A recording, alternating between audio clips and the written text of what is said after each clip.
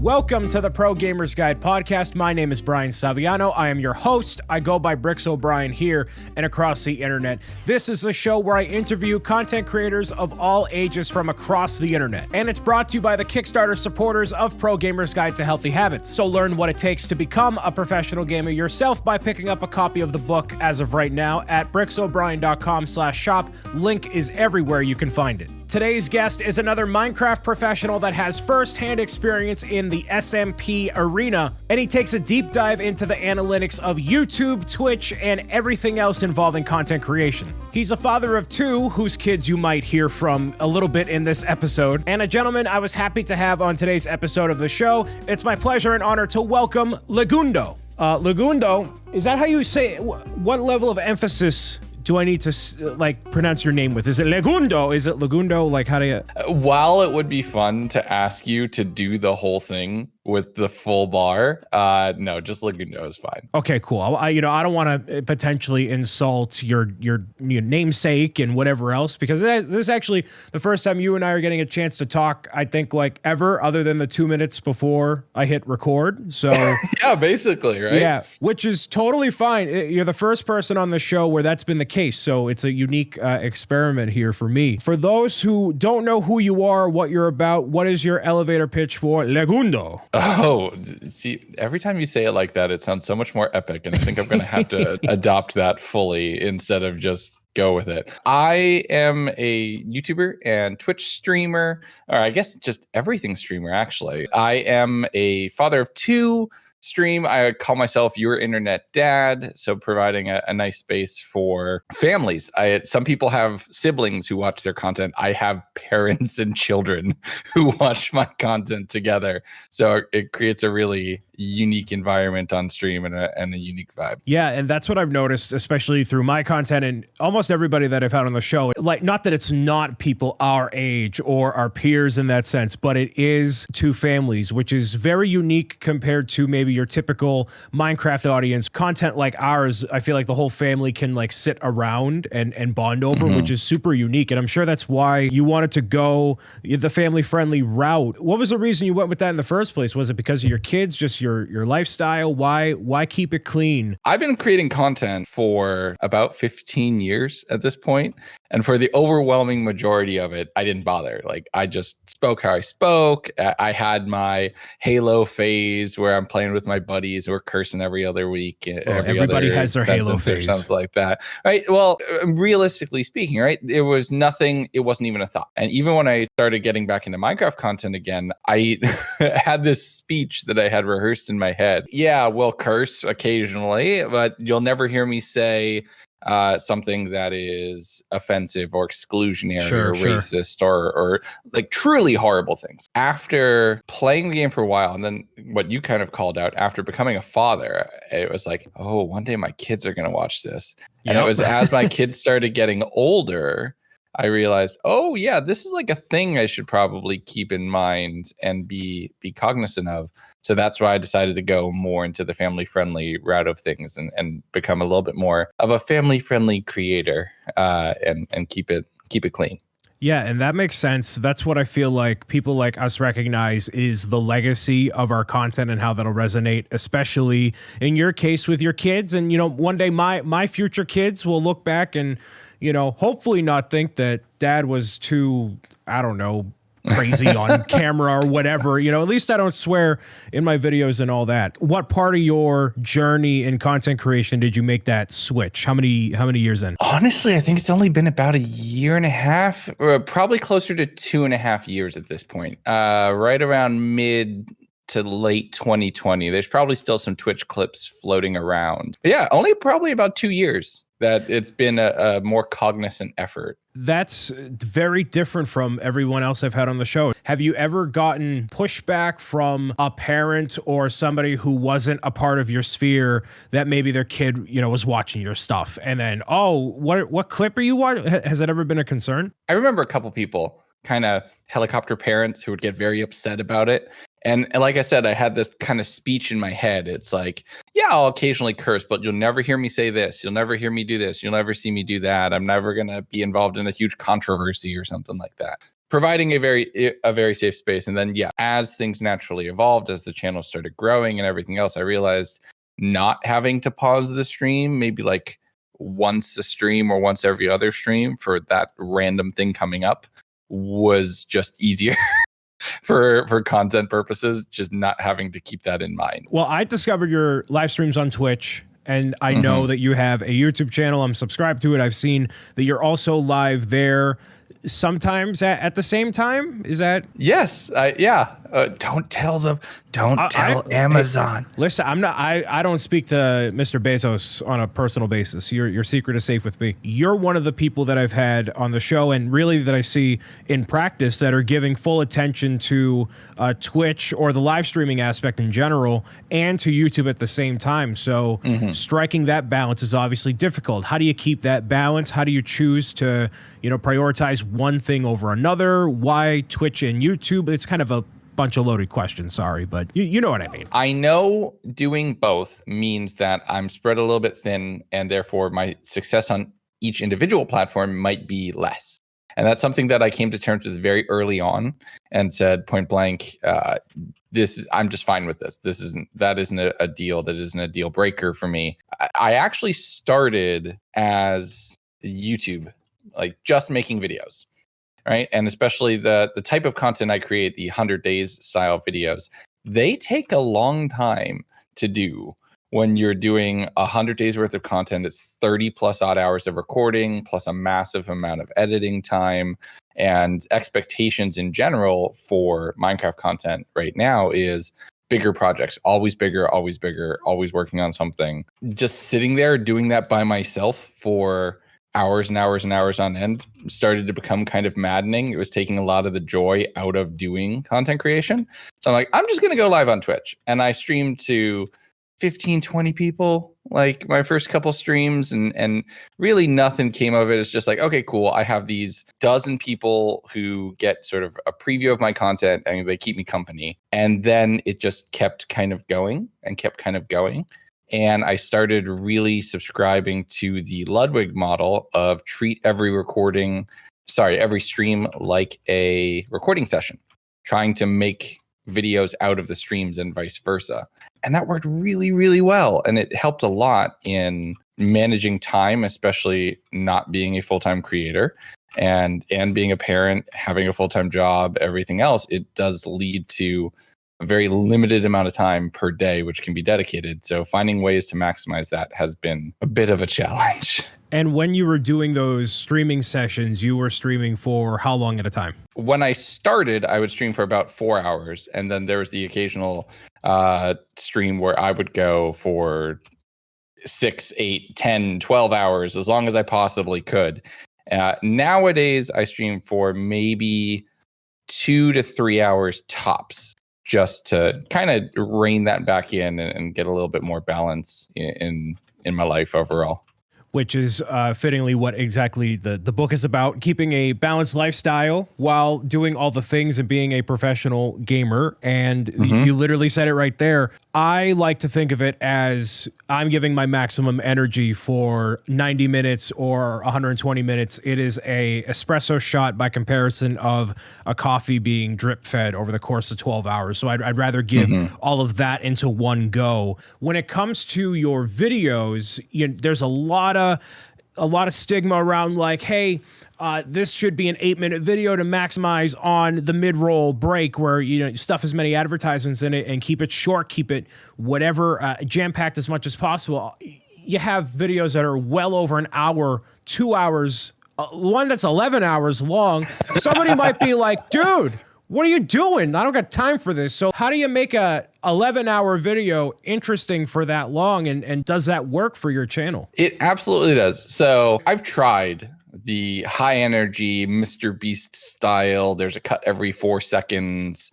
It's just not me. And authenticity really shows very easily whenever you're making content. People see that and they notice it very, very quickly. I make content that is bingeable in the sense of like Netflix released a whole season of a show, pulling it back even a little bit. It feels like that in the YouTube sense, but The Last of Us, new show going on right now on HBO. amazing, by the way. Like, they're actually doing the game justice. You sit down and you know for 1 hour you will be entertained. There will be a story told in front of you.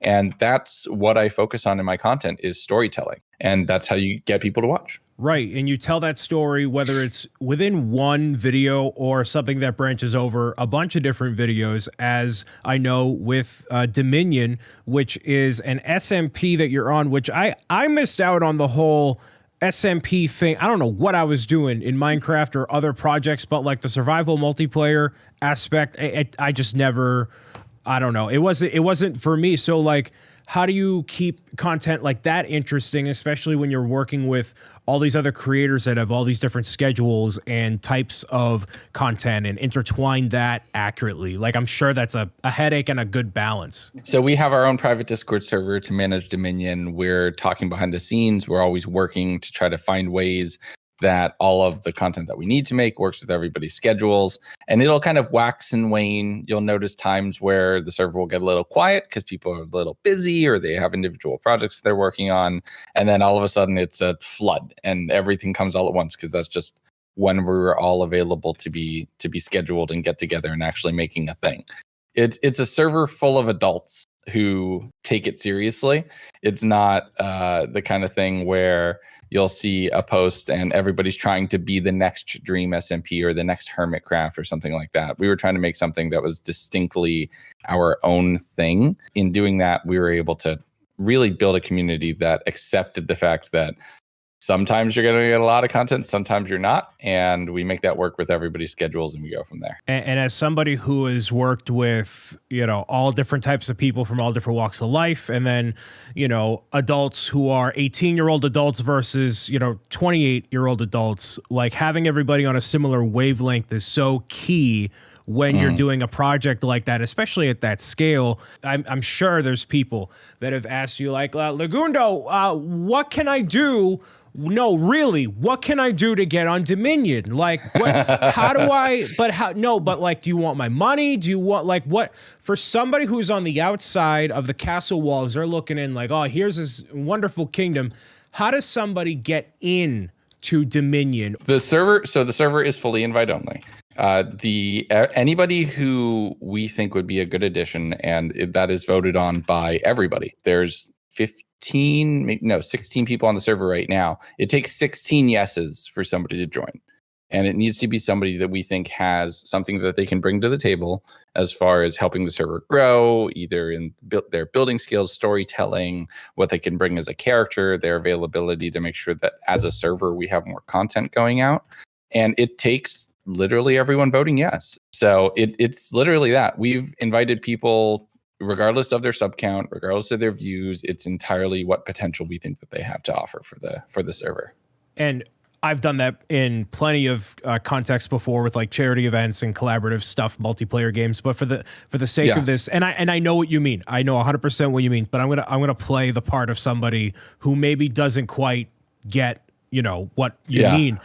That's all well and good, Legundo. But like, how do I get in? Like, but how? Because you didn't. You'll know. But how do I know? How? What do I have to do? That's you know what I mean? So like, people ask that question and I'm like, I mean, people ask that question. I don't know if you're on that Discord server. People ask that question like every 3 days on average. We'll get somebody who joins and it's like, how do I connect? And it's like, the mods are awesome. They'll be like, it's invite only. You have to make cool things. It's like, no, but how many subscribers do I have? Yes. Like, I don't care about subscriber numbers. We've had people who every video they've ever produced has only ever been on the server. Right? And there's been nothing in between. And they had 0 subscribers when they started. You've been doing this for 15 years, a similar timetable to me, actually. I did a lot of stuff for a bunch of different brands, not as BricksOBrian for a long time. So I've had my experience dabbling with this for a long time. Who do you look to for inspiration to bring to Dominion or whatever other project you got going on? So that's the thing. I watch an insane amount of stuff. Every time, so I've set up my recording that like I can have YouTube videos playing in the background that aren't captured in the video. Perfect. What a professional you are. Wow. Yeah, and that's how I stay sane. Well, they're captured, but they're on another track, right? But that's how I stay sane is having that as an outlet and having that. So I watch a ton of stuff.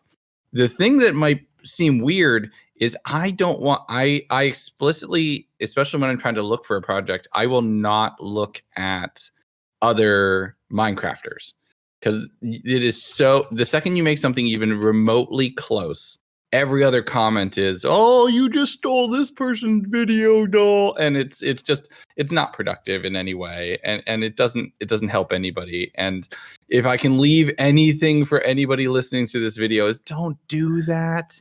Really, just don't, unless somebody's legitimately ripping a video frame for frame. If there's any similarity, it's most of the 95% of the time it's just two people who come up with an idea.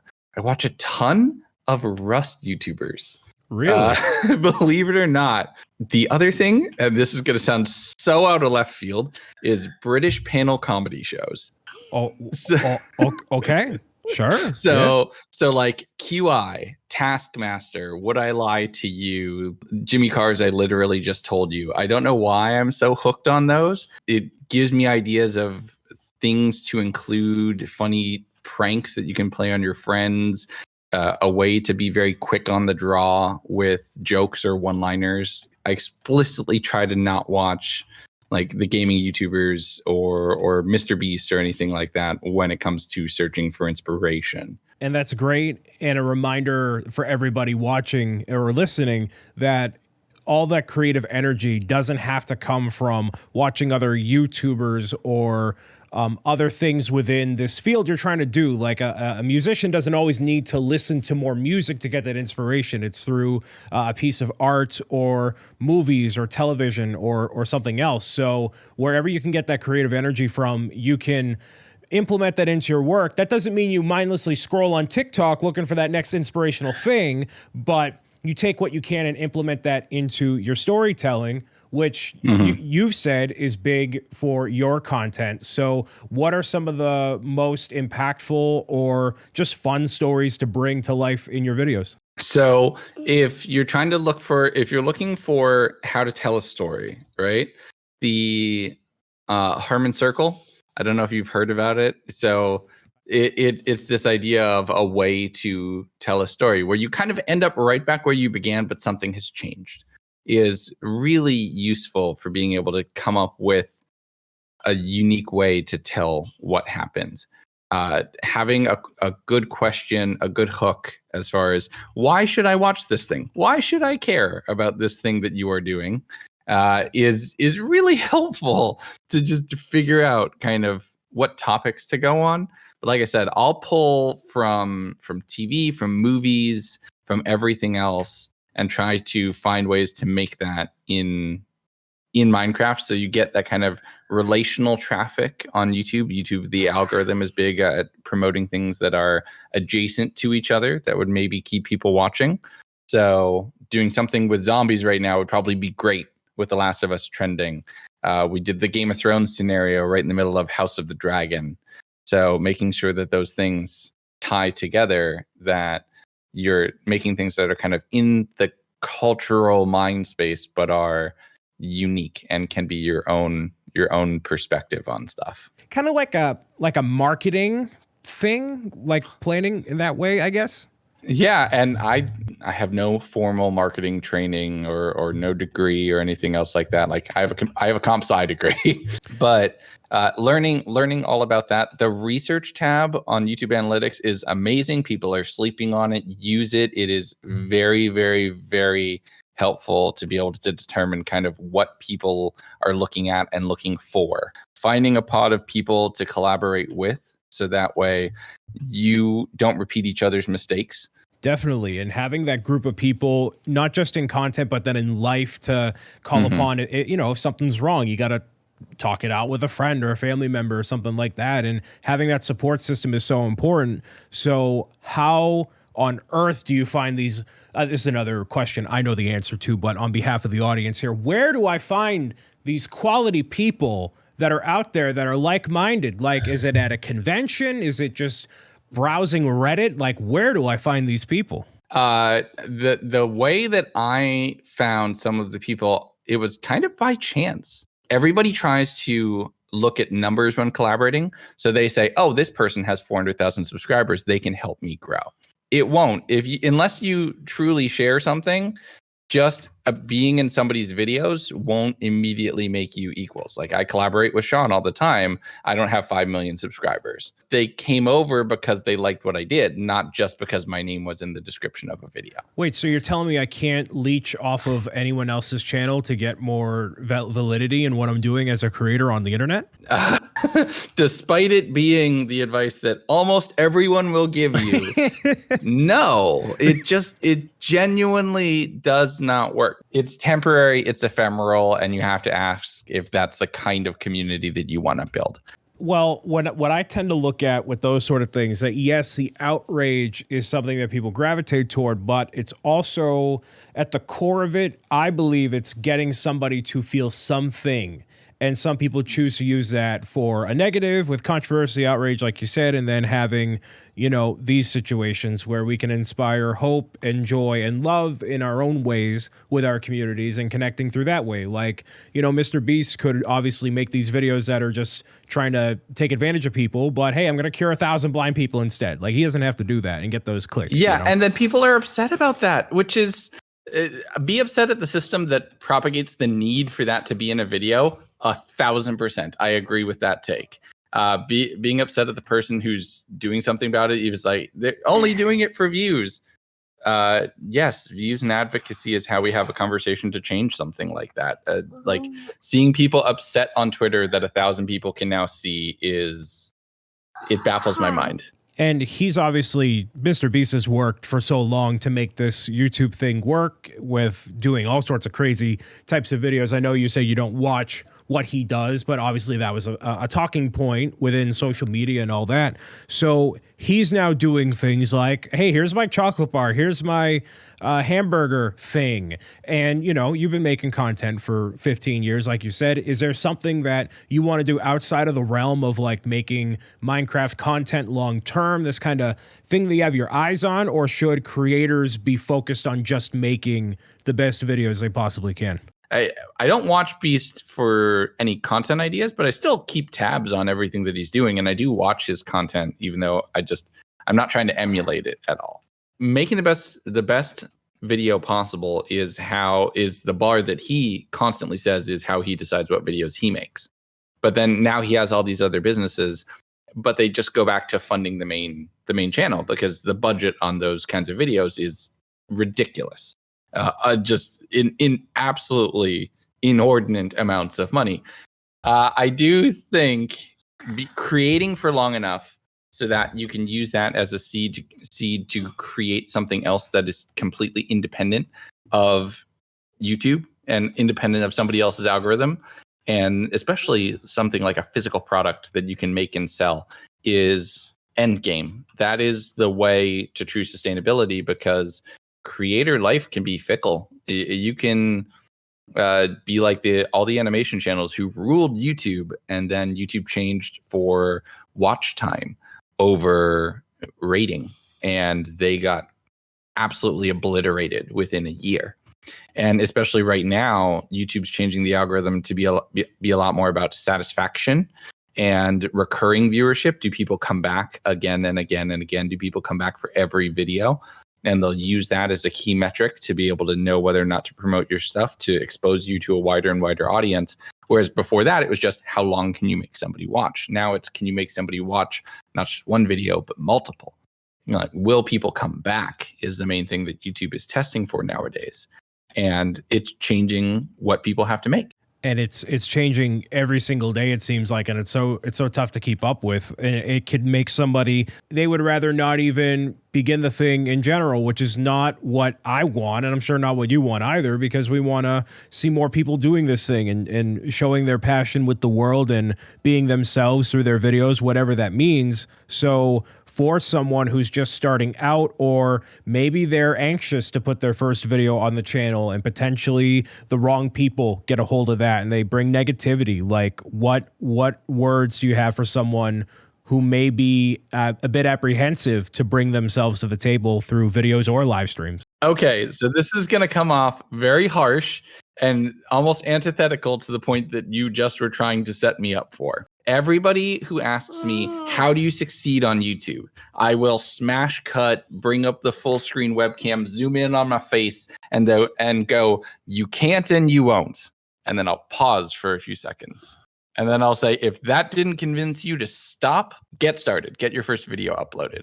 Because my validation or anybody else's validation should not be somebody's driving factor to want to make stuff. I've seen the need for every video to be 1 of 10 and to get a ton of views crush people. I've seen it drive people out of content creation. I've been through that where it's been very hard and it's made me question everything that I'm doing and made me take pauses from content creation and step away and reset. I've done that at least twice during this whole 15-year career. I wasn't always Legundo. Do not be driven by external validation of the content that you make. Make stuff that you're proud of, and that's should be your primary driving factor. All this content you've made over the 15 years, even with the breaks that you've had, I'm sure, Minecraft has been the constant through. What are some of your other favorite games that you have outside of Minecraft? Oh, okay. So I mentioned Halo. Halo holds a very special place in my heart, which is very complicated because especially in the last 6 or 7 years, Halo's been in such a rough spot. Yeah. My Legundo channel actually started as a Halo 5 channel, and I made daily Halo content for almost 2 full years. Dungeons is a ton of fun. I don't play it as much anymore because at first it was kind of very simple. Like the build crafting wasn't a lot. The Destiny 2, though, that is my jam. I will play that all the time. Destiny 2, Hitman are games that I will play that are not something I'd put on stream as much anymore, but is very a different part of my brain that I can activate and do something else. There's a video that I made that I will die on this hill, right? It's called Titanfall 2, the best damn game you never played. Oh man, what up? Yup. And this is back when I cared less about being PG in my content, but that game got done so dirty by EA. It's criminal. Much love to everybody at Respawn. They're seeing a ton of success with Apex Legends. Battle Royales are not my jam. But, if we could get a Titanfall 3 one day, I would be such a happy Gundo. That would make me. That campaign, man, switching between the realities and with the mechs and stuff, at next level. Love Titanfall 2. Well, obviously, this is all about family-friendly content. So, we can't actually recommend Titanfall 2. We're just saying, it's rated T for teen. It's fine. Go play it. The parents, go play Affecting Cause in Titanfall 2. It's a great game, and you can get it for like $5. Exactly. Put the kids to bed and toss it on the PlayStation 4 or 5 or whatever. Absolutely. Oh, no, they ran away. Speaking of the kids, they got away. Oh, no. Final thing would be, hey, man, tell the people who you are, where they can find you. So, as we said, my name's Legundo. I'm Legundo on almost everything, I think. I've grabbed the name on all the Twitter alternatives and all the other things. And TikTok, YouTube, Twitter, Twitch, Instagram, all of the above, at Legundo, Legundo. And I'm live most Monday, Wednesday, and Friday evenings, 8 p.m. Eastern on YouTube and Twitch. Well, I certainly appreciate your time, especially among the hecticness of being a father. So I'll let you get back to doing that. Special guest stars on your podcast. Yes, absolutely. Thank you so much. I appreciate it. I'm incredibly thankful for Legundo's time, not just for being on today's show, but doing it in the midst of all the things going on in his life, content creation, family, or otherwise. You can follow Legundo's content across YouTube, Twitch, TikTok, Instagram, all the places. You can find all of his links down where you need to. We have just one more episode of the Pro Gamers Guide podcast remaining for season 1, and I can't wait to show you who's up next. Make sure you stay tuned for that and much more from Pro Gamers Guide in the very near future. Bye for now.